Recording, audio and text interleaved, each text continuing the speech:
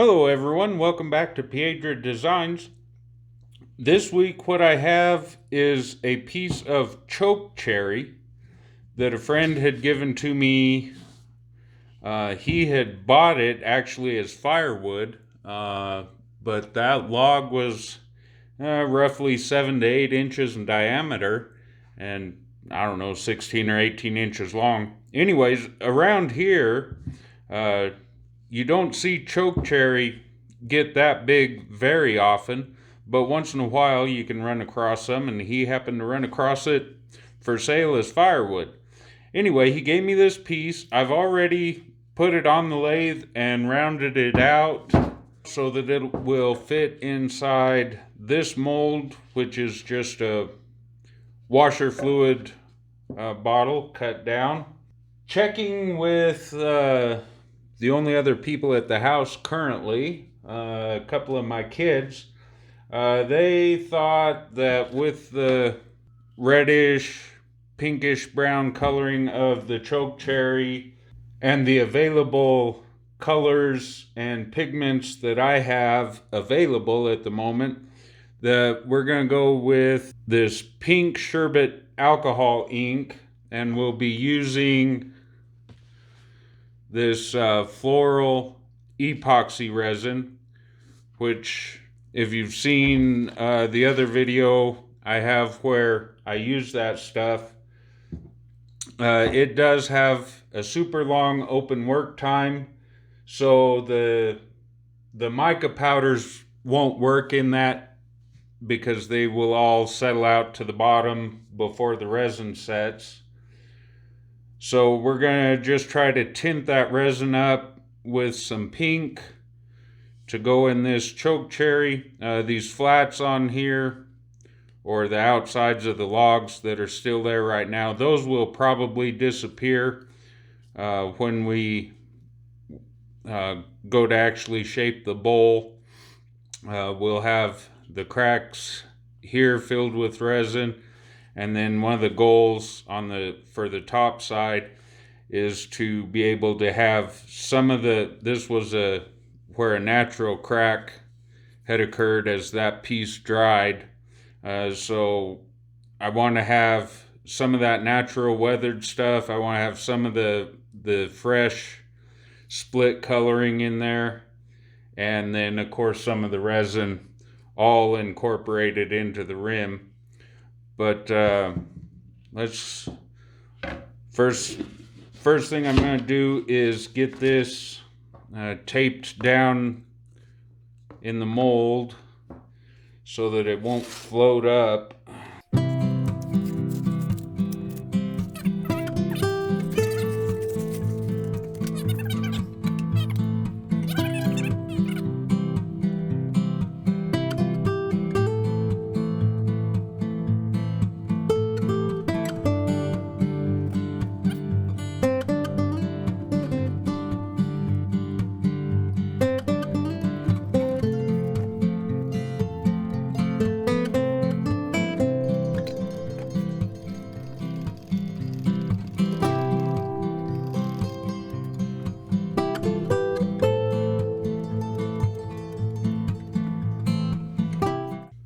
That's about 40 drops of our pink coloring.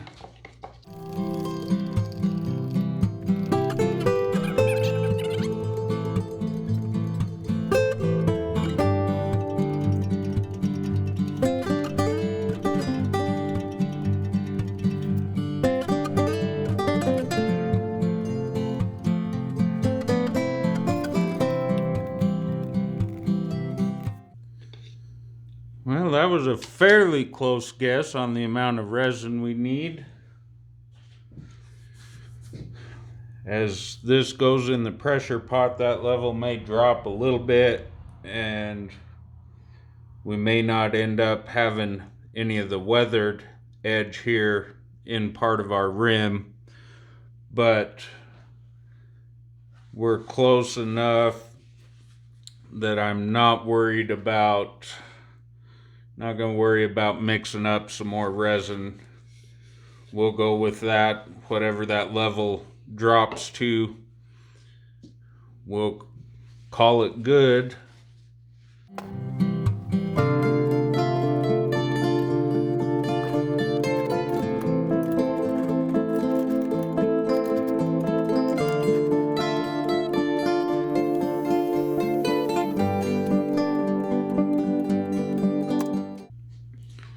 All right, we're going to call that good for now.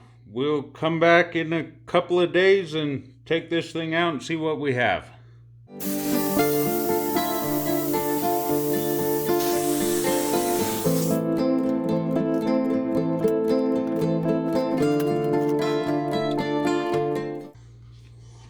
Wow, we lost a lot of resin soaked up into that. A lot more than I thought we were going to have. But it looks like, if you can see where the cracks are down here, looks like we got those. Maybe that biggest one didn't quite get filled. I don't know if I want to mix up a little more now. I'm afraid I would never get the color exactly the same because I wouldn't need near as much resin now. Alright, so I've decided we are going to go ahead and mix up a little bit more resin. I would just go with this like it is, except this one side of this crack is not filled up. So we're going to mix up a little bit more resin.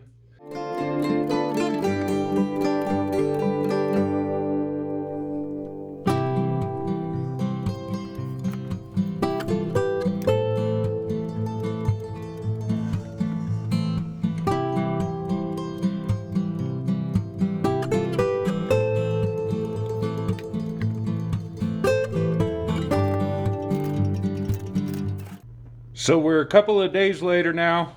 Got this out of the pressure pot after our refill with the resin. So far it looks like we got a pretty good color match. I've got the waste block that we had it taped down in the mold with. I've got that cut off. Got it mounted up on a faceplate ring. And because when we taped it up, we kind of squished the sides of that mold a little bit. We are a little out of balance right now. Only going to be able to start off with at about 580.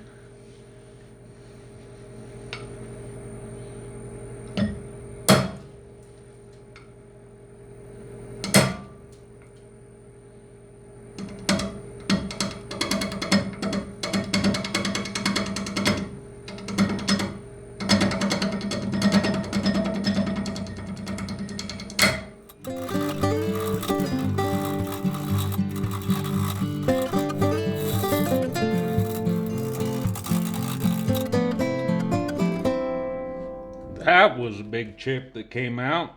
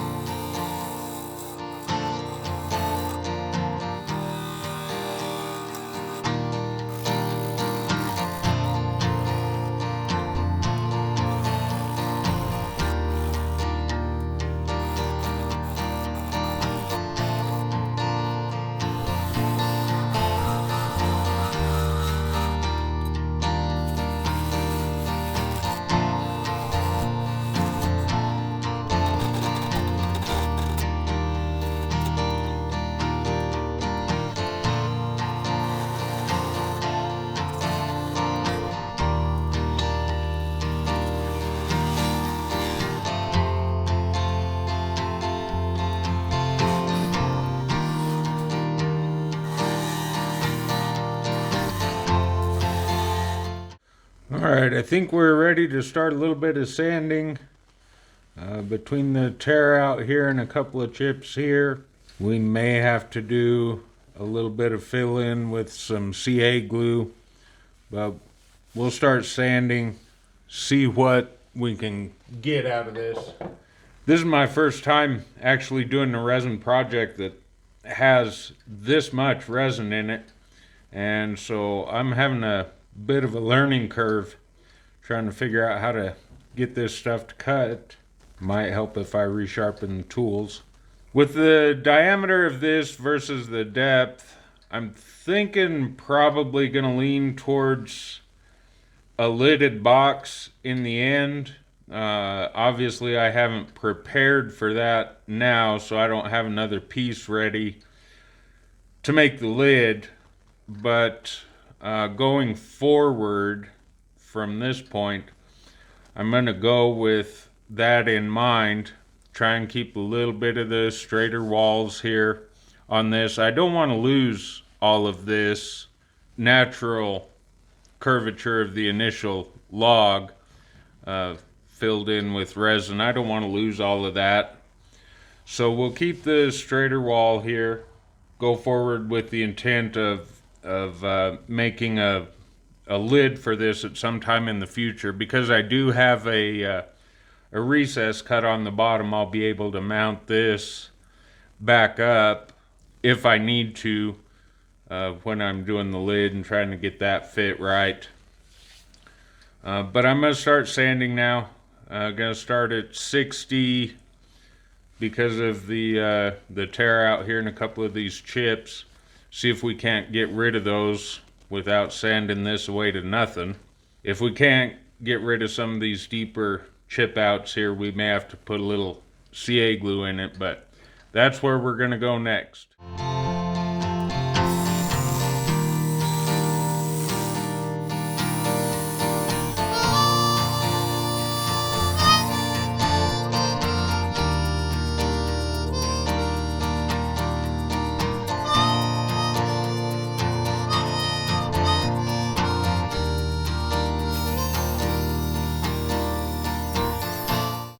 All right, that's up to 240 now. I think I'm going to stop there for a minute and fill in some of this stuff that needs filled in. We'll get the CA glue after that. I'll get it cleaned off first and get some CA glue in it.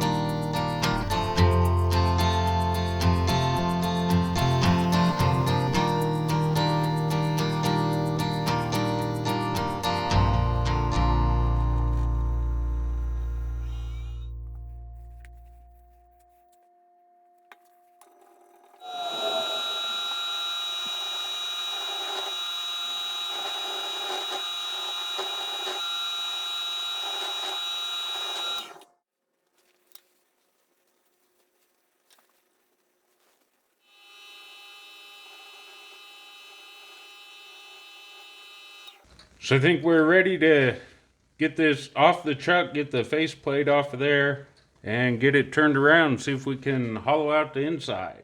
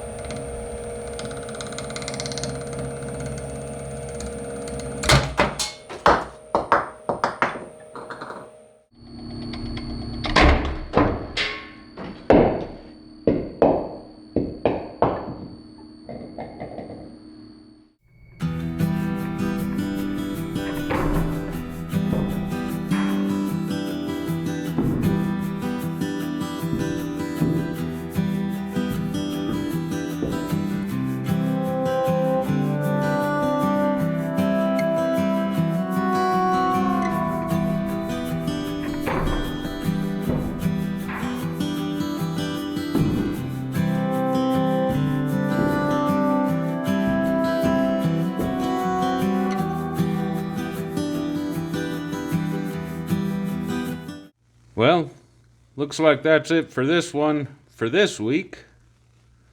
We're going to put that in the need to fix it pile, and we'll come back to that later. We're not going to give up completely on this thing, but we need to step away from it for a while and think about how we're going to fix it and what we need to do different to not have that break off and come off the lathe like that.